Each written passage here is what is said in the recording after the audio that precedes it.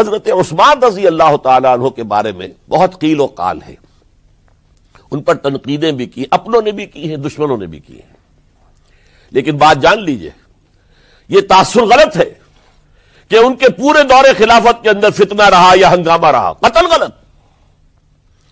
10 برس خلفائے راشدین میں طویل ترین دور خلافت حضرت عثمان کا ہے رضی اللہ تعالیٰ عنہ، 12 برس۔ حضرت ابو بکر کے تو 2.25 برس تھے، حضرت عمر کے 10 برس تھے، ان کا 12 برس، اور 12 میں سے 10 سال ایسے تھے بعین ہی جیسے حضرت عمر کے 10 سال تھے۔ امن و امان ہے، سکون ہے، چین ہے، اور قافلہ اسلام بڑھ رہا ہے، فتوحات کا دائرہ بڑھتا چلا جا رہا ہے، فتوحات سیلاب کے مانند آگے بڑھ رہی ہیں۔ تھمتا نہ تھا کسی سے سیل رواں ہمارا یہ سیل رواں، کوئی روکنے والی کوئی طاقت دنیا میں رہی نہیں تھی۔ کسرا ختم، سلطنت ایران ختم، اور دوسری سپر پاور سلطنت روما، اس کی 3 میں سے 2 ٹانگیں توڑ دی گئی، 1 رہ گئی۔ اب کون تھا؟ خارج میں کوئی طاقت نہیں تھی جو اسلام کے اس سیلاب کو اور پوری نوع انسانی پر اتمام حجت اور اللہ کے دین کو پہنچانے کے راستے میں رکاوٹ بن سکتی ہے۔ اب ایک فتنہ اٹھا، دیکھیے حضور کی کنفنٹریشن 3 مذاہب سے ہوئی تھی۔ ایک مذہب مشرکین کا، شرک کا قلع کما کر دیا گیا جزیرہ نما عرب سے، ختم ہو گئے۔ انہوں نے کاؤنٹر ریولوشنری موومنٹس اٹھائیں حضرت ابو بکر کے زمانے میں، ان کو کرش کر دیا حضرت ابو بکر صدیق رضی اللہ تعالیٰ عنہ۔ یہود کے 3 قبیلے مدینے میں آباد تھے، بنو قینقاع، بنو قریظہ، بنو نذیر۔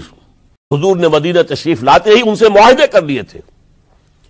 ان کا میثاق مدینہ یہ در حقیقت ایک پیکٹ تھا، جوائنٹ ڈیفنس آف مدینہ کا۔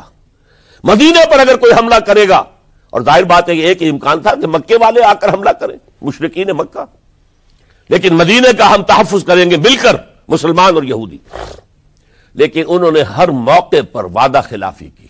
غزوہ احزاب کے موقع پر بدترین جو ہے بدعہدی بنو قریظہ نے کی، اور ان کو بڑی سخت سزا دی گئی، کیونکہ انہوں نے خود کہا تھا کہ ہمارا فیصلہ سعد ابن معاذ رضی اللہ تعالی عنہ جو فیصلہ کر دیں گے وہ ہمارے حلیف ہے، جو فیصلہ کر دیں گے ہمیں قبول ہوگا۔ اور حضرت سعد نے تورات کے حکم کے مطابق فیصلہ کیا۔ بڑی سخت سزا تھی کہ جو دی گئی ہے، اس میں کوئی شک نہیں۔ پھر ان کا اڈا تھا بہت بڑا خیبر میں، وہ نکال دیا گیا، وہاں سے انہیں نکالا گیا، اس کے اوپر مسلمانوں نے قبضہ کیا۔ جیسا کہ میں نے عرض کیا، عیسائیوں سے کوئی کنفرنٹیشن نہیں ہوئی تھی، لیکن ان 2 کے ساتھ ایک مشرکین عرب کا خاتمہ ہوا اور ایک جزیرہ نما عرب سے یہودیوں کا خاتمہ ہوا۔ لہذا ان کے اندر جلن تھی، انتقام کی آگ تھی۔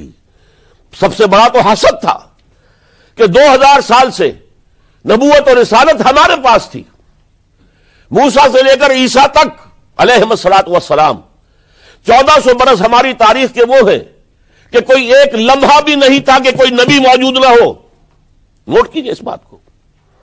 حضرت موسیٰ 1400 قبل مسیح میں، اور حضرت عیسیٰ سن عیسوی کا آغاز، ان 1400 سالوں میں مسلسل نبوت بنی اسرائیل میں رہی۔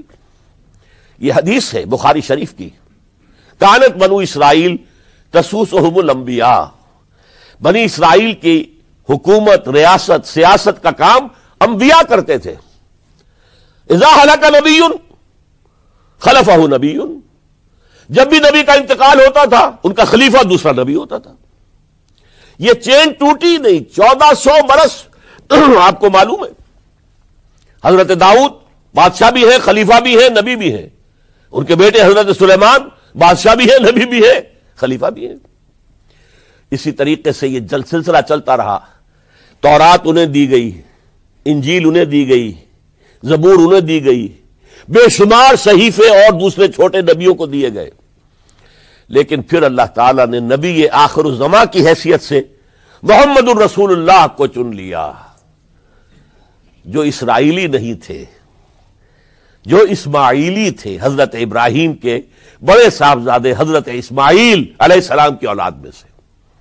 اس پر انہیں سخت رنج، حالانکہ وہ پہچانتے تھے حضور کو، ان کی کتابوں میں جو نشانیاں لکھی تھی وہ پوری حضور پر جو ہے متفق ہو رہی تھی۔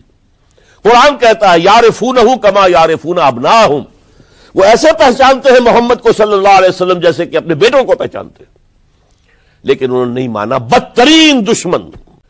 اب انتقام یہودیوں کا آیا۔ یہودیوں کو یہ معلوم تھا ہم تعداد میں اتنے کم ہیں اور ڈسپرسڈ ہیں۔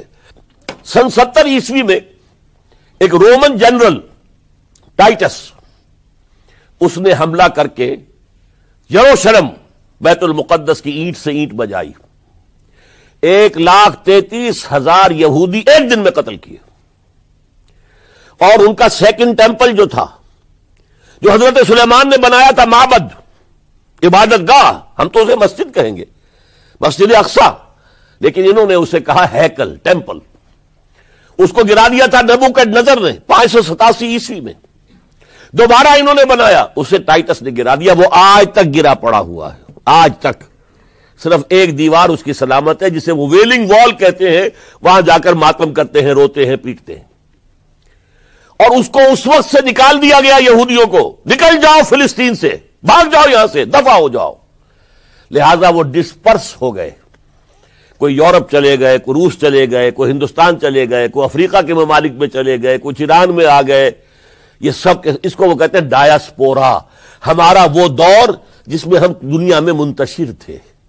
جب پوری دنیا میں منتشر تھے تو ظاہر بات ہے کسی فوجی مہم کے ذریعے سے مسلمانوں سے انتقام لینا ممکن نہیں تھا، لیکن انتقام لیا ایک ایسی سازش کے ذریعے سے، ایک ایسا فتنۃ الکبریٰ جو ہے برپا کیا ہے، جس کا کہ میں ابھی آپ سے اندازہ کرتا ہوں، جس کے نتیجے میں حضرت عثمان رضی اللہ تعالیٰ عنہ شہید ہوئے۔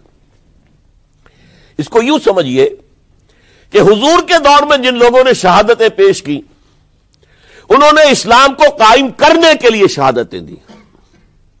اب دور خلافت راشدہ میں جو شہادتیں پیش کی گئیں وہ اسلام کو قائم رکھنے کے لیے، جو عمارت بن گئی ہے اب گرنے نہ پائے، اسے دشمن گرا نہ دے، اس ڈیفنس کے اندر، اس تحفظ کے اندر جانے دی، ہزاروں نے دی۔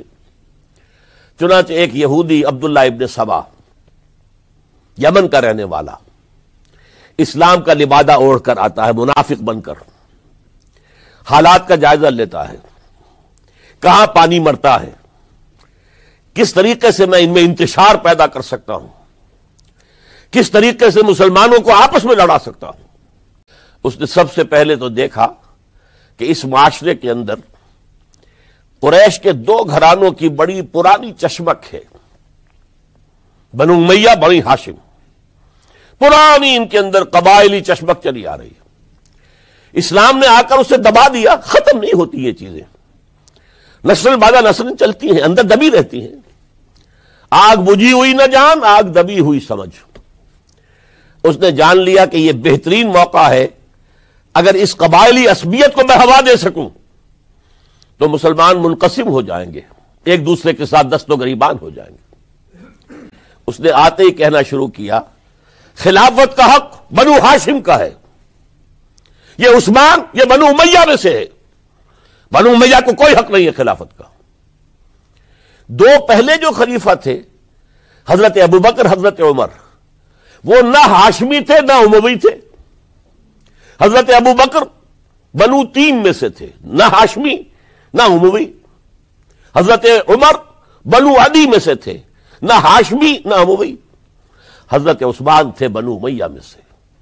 اب یہاں دکھتی ہوئی رگ کو اس نے چھیڑا، حضور ہاشمی تھے، بنو ہاشم کا حق ہے خلافت، عثمان غاصب ہے، معاذ اللہ، رضی اللہ تعالی عنہ، پچھلے دونوں بھی غاصب تھے، خلافت حق ہے بنو ہاشم کا۔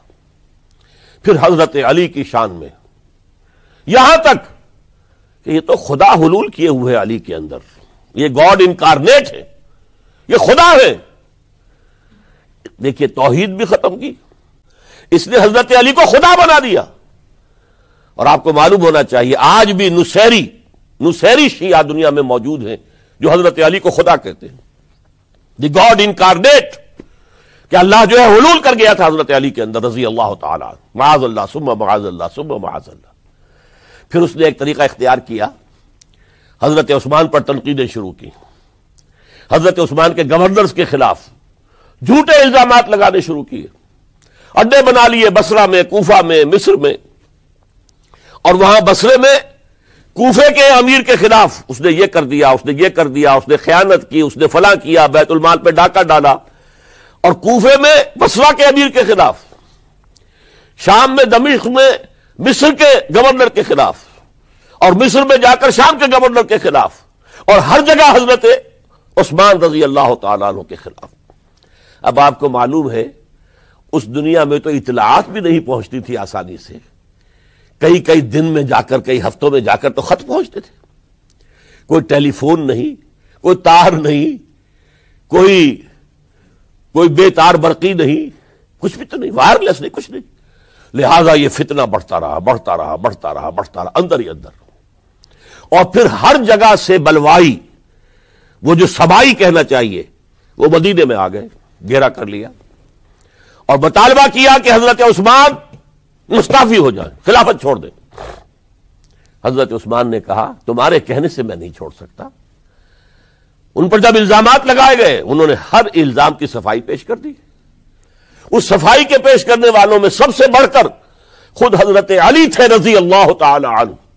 مسجد نبوی میں آ کر انہوں نے ان بلوائیوں کو جمع کیا اور حضرت عثمان کے خلاف جو بھی الزام لگائے گئے تھے ان سب کی صفائی اور جواب دیا اس کا، لیکن بلوائی جو ہے اڑے ہوئے تھے۔ ادھر سے حضرت امیر معاویہ، وہ عامل تھے، گورنر تھے شام کے، انہیں اطلاع مل رہی ہے، وہ کہتے ہیں آپ ہمیں اجازت دیجئے ہم فوج لے کر آئیں اور ان کے ٹکڑے اڑا دیں۔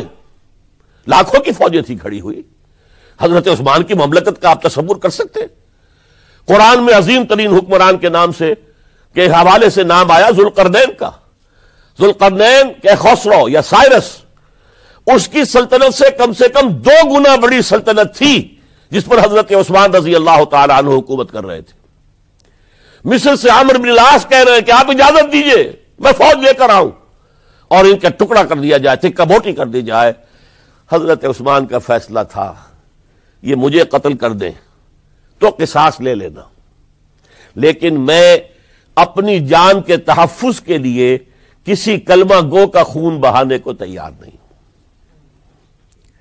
حضرت طلحہ، حضرت زبیر، حضرت علی کہہ رہے آپ اجازت دیجئے کہ ہم ان کے خلاف جنگ کریں، مدینے میں بیٹھے ہوئے، فرماتے نہیں، ان کے خلاف جنگ کی اجازت میں نہیں دے سکتا۔ یہ میری ذاتی مجھ پر تنقیدیں کر رہے ہیں، ذاتی دشمنی ہے، میں اپنی ذات کے تحفظ کے لیے کسی کلمہ گو کا خون جو ہے نہیں بہاؤں گا۔ لاکھوں کی فوجیں موجود تھیں لیکن حضرت عثمان نے یہ طے کیا میں اپنی جان کے تحفظ کے لیے میں نہیں ہاتھ اٹھاؤں گا، میں کسی اور کو اجازت نہیں دوں گا کہ ان کے خلاف جنگ کرے۔ ہاں یہ میرے دشمن ہے، میری جان لے لیں، جب جان لے لیں گے تو قصاص لے لینا۔ یہ معاملہ ہوا ہے، اور پھر نہایت ہی بے رحمی کے ساتھ، نہایت بے رحمی کے ساتھ، اور نوٹ کیجئے حضرت علی کے دونوں صاحبزادے حضرت حسن، حضرت حسین رضی اللہ تعالی عنہم اجمعین، وہ حضرت عثمان کے دروازے پر پہرا دے رہے ہیں کہ کوئی بلوائی، کوئی حضرت عثمان کو قتل کرنے کے ارادے سے گھر میں داخل نہ ہو سکے۔ وہ گھر کے پچھواڑے سے دیوار پلانگ کر آئے ہیں اندر، اور حضرت عثمان جب قرآن پڑھ رہے تھے اس حالت میں انہیں شہید کیا ہے۔ ان کی بیوی نائلہ نے ہاتھ آگے کیا ہے روکنے کے لیے تو ان کی انگلیاں کٹ گئیں، اور انگلیوں کا خون جو ہے اس مصحف پر قرآن مجید میں اس صفحے کے اوپر حضرت عثمان کے خون کے دھبے لگ گئے۔ یہ حالات ہوئے حضرت عثمان کی شہادت کے۔ اس کو کہا گیا الفتنۃ الکبریٰ، عظیم ترین سانحہ، عظیم ترین فتنہ۔ اور اس کے بعد جو خانہ جنگی ہوئی ہے، حضرت علی رضی اللہ تعالی عنہ اس کے بعد خلافت قبول کرنے کو تیار نہیں تھے۔